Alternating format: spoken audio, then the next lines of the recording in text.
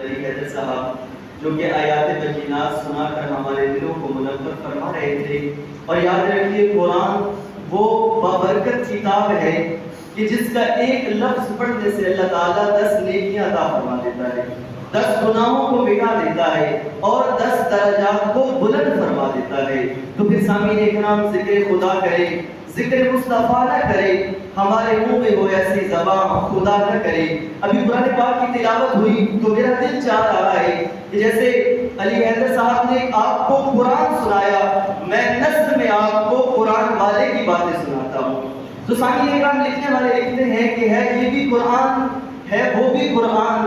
اس قرآن سے مراد جس کی ابھی ہم نے تلاوت سنی ہے، اس قرآن سے مراد بددعا کا چہرہ ہے. تو آئیے ہے یہ بھی قرآن ہے وہ بھی قرآن، یہ قرآن کتابوں کا سردار، وہ قرآن رسولوں کا سردار، اس میں خدا کا کمال ہے، اس میں خدا کا جمال ہے. یہ مسلمانوں کے لیے رحمت، وہ تمام جہانوں کے لیے رحمت. قرآن یہ بھی لائق ہے، قرآن وہ بھی لائق ہے، قرآن یہ بھی اعلیٰ ہے، قرآن وہ بھی اعلیٰ ہے.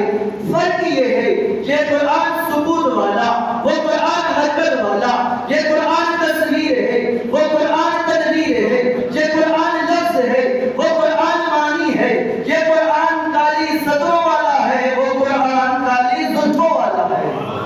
یہ قرآن کالی صدروں والا ہے، وہ قرآن کالی زلفوں والا ہے. اس قرآن کی 114 صورتیں ہیں اور وہ قرآن بددعا کی صورت والا ہے، وہ قرآن بددعا کی صورت والا ہے. اس قرآن کی بھی تلاوت ہوتی ہے، اس قرآن کی بھی تلاوت ہوتی ہے.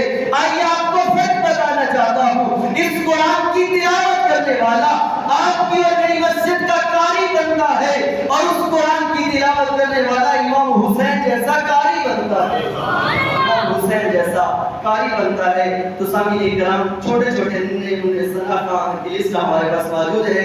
میں التماس کرتا ہوں پہلے محمد یزدان سے، اس کے بعد محمد فیضان سے اور اس کے بعد محمد عبداللہ سے کہ یہ تینوں بچے آگے نعت پڑھیں. جزاک